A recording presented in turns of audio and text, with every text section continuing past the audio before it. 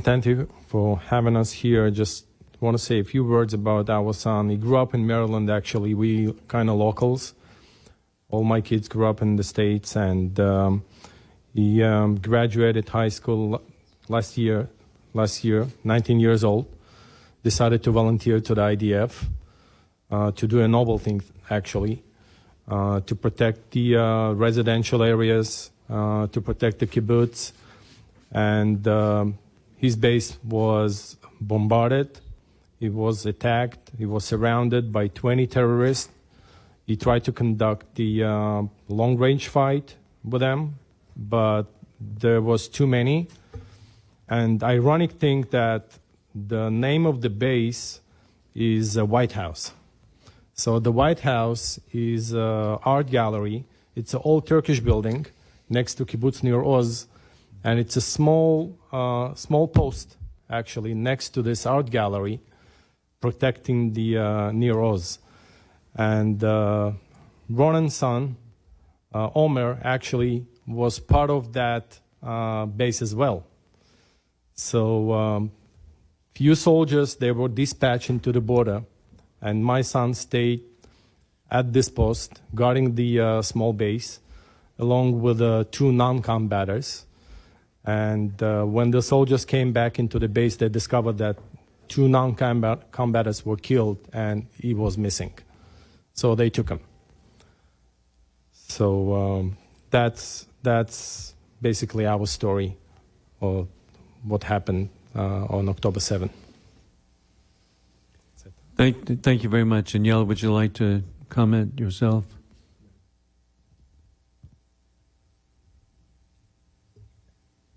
Hi, everyone. I'm just going to say that I was in Tel Aviv October 7th. I was speaking with Idan October 6th at Shabbat dinner. We were doing FaceTime with all the family and saying hi. And I thought it's going to be like a regular Saturday for him.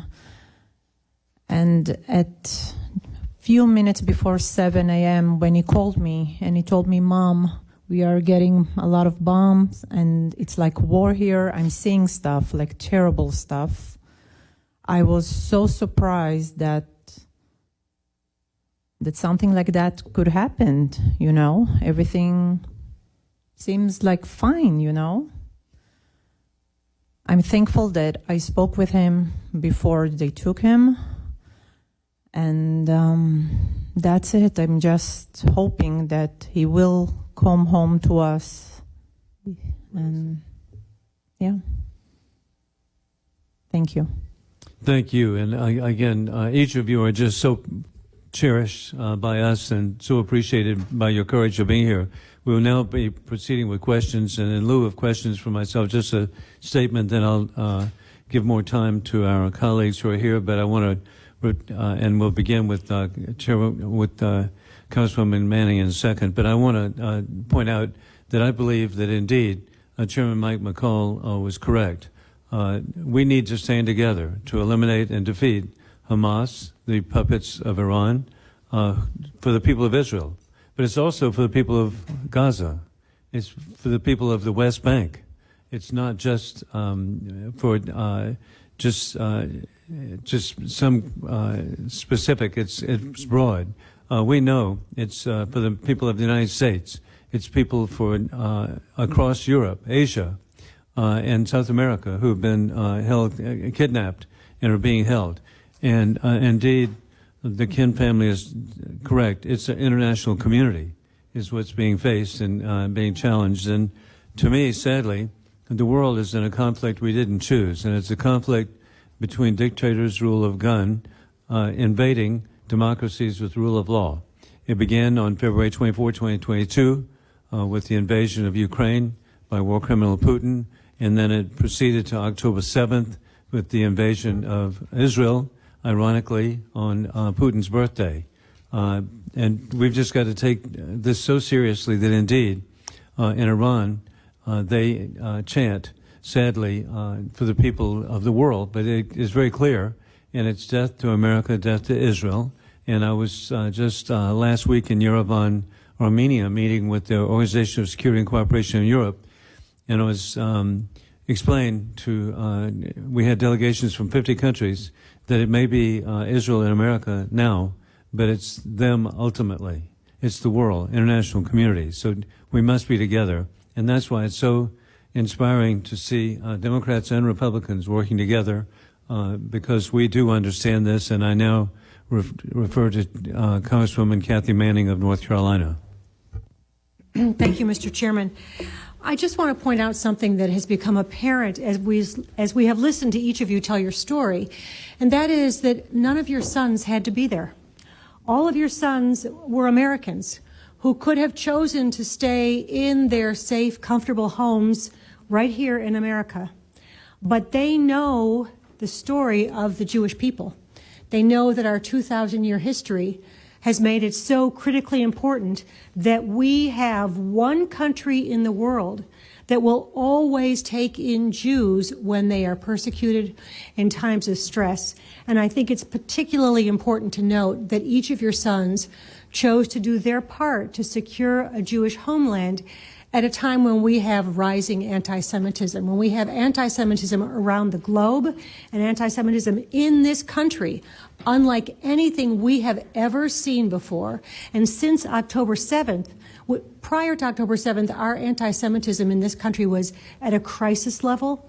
Since October 7th, we have seen anti-Semitic violent incidents rise by 400%, and we are now at a catastrophe. So I just want to mention how grateful I am to each of your sons that they chose to take this noble route to secure a Jewish homeland, so that Jews will have someplace, a safe haven to protect them, no matter what happens in the future. The only question I have to ask you is, what more can we be doing? What more can the Israeli government be doing to make sure that we achieve our goal, which is to bring back all of the hostages safely? It's a tough question because we feel like we're doing everything we can, but if there are things you are asking us to do, please tell us. So as I said, we came from the International Red Cross.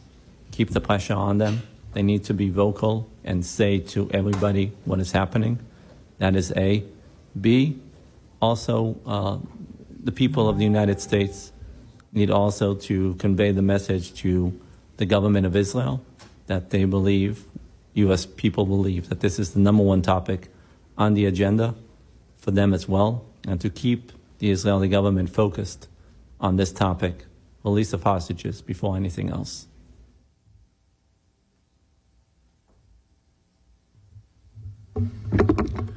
You just can't stop. Time is of essence. We try to illustrate it here. There are wounded young people. There are elderly. It doesn't matter whether they're soldiers or civilians.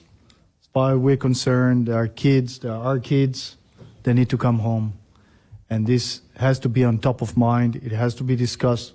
It has to be in the public eye, in the international community. Everybody has to shout, these kids, these families must be reunited, and the sooner the better. Keep the pressure on Qatar, keep the pressure on Egypt, rally the international community to use any resources they have on this. Get this done.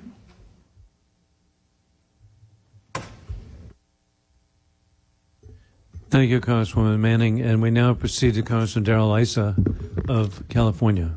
Thank you, Mr. Chairman.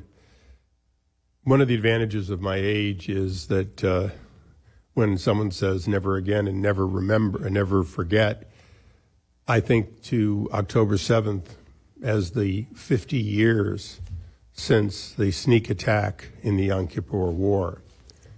It's no accident. It's no accident that 54 days later, the terrorists are still holding hostages that they took specifically to give themselves leverage.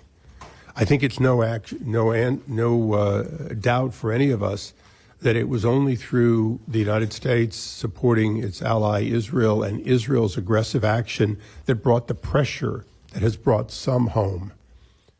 And so although I heard the answer to the last question and I completely empathize with it, I have to say, isn't it, and it's a question, don't we need to do both? Don't we need to continue our unity and our pressure and a willingness to fight as though there is no negotiation and negotiate as if there is no fighting if we're going to secure the release of these hostages alive and ultimately bring a peace to Israel, a peace that Egypt, Jordan, Sudan, Bahrain, Morocco, and UAE have signed, and Saudi Arabia was negotiating, that the Iranian terrorist backing Hamas want to derail.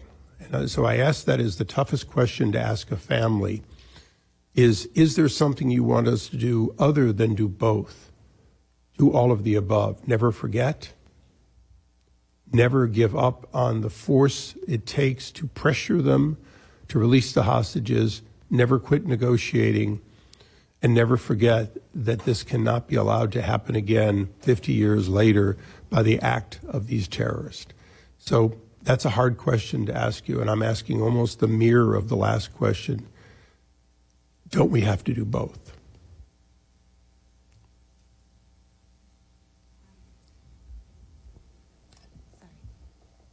I just want to humbly remind everyone here that we're not politicians or military strategists, and we really trust you to get that work done.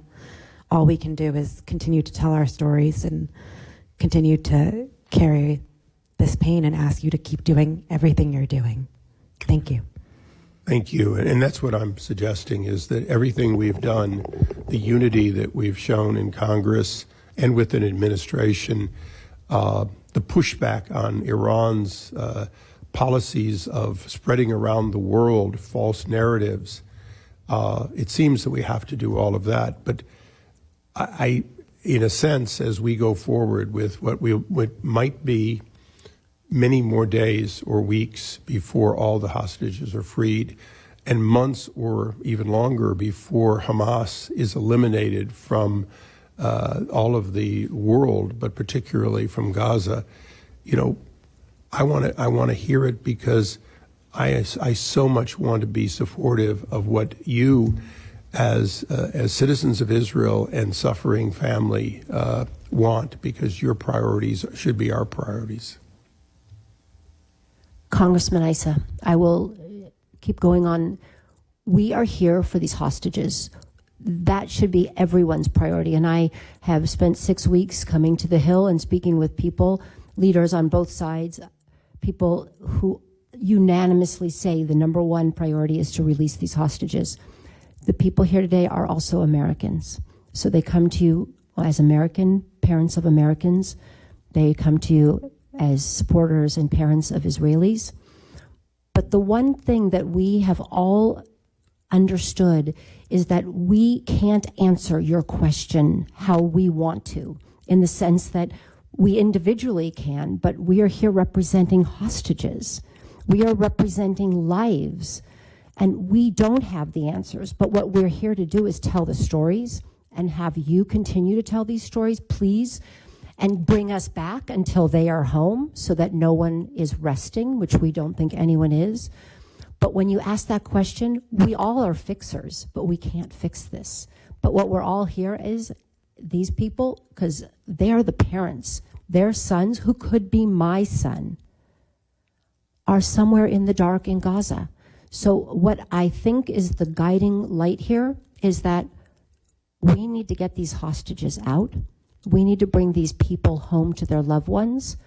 And I actually believe that that is the way we move forward in the region. That is the way we move forward in terms of how we treat each other. But until these hostages come back, all the other conversations that you all need to have, we can't join them. And I thank you for your leadership.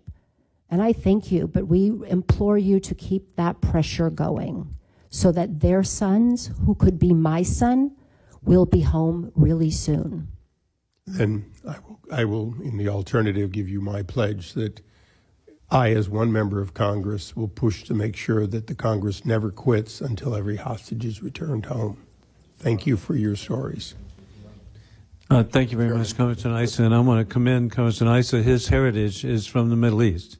And I still cherish going on my first Codel throughout the Persian Gulf states and Arab countries, where I found out, despite the media coverage, that people didn't want to live in the 14th century. They were doing quite well with skyscrapers in the 21st century. And so that's the civilization we want to see in the Middle East. So thank you. We will now conclude, actually, with Congressman Snyder due to time constraints, and then...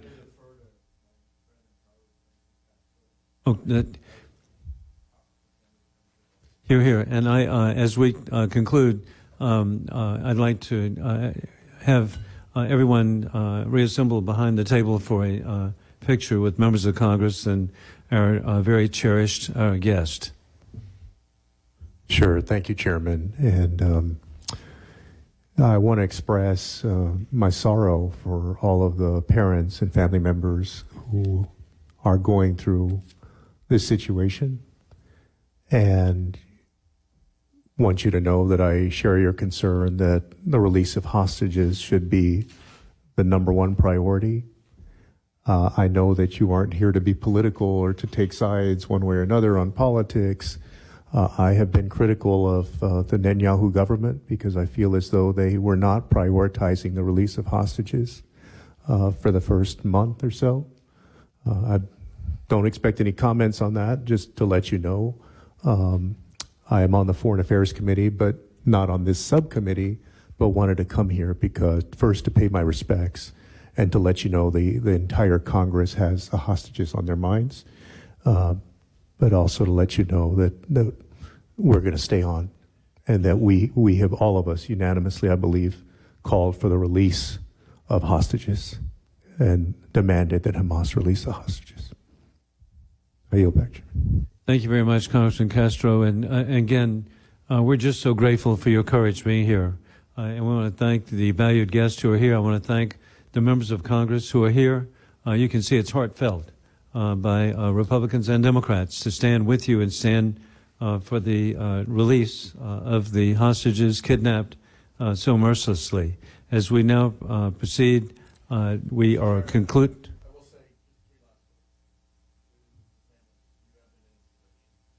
Here. And indeed, you go see, Republicans and Democrats are really united. And our love and affection for each of you. With that, we conclude and with a brief picture. Thank you.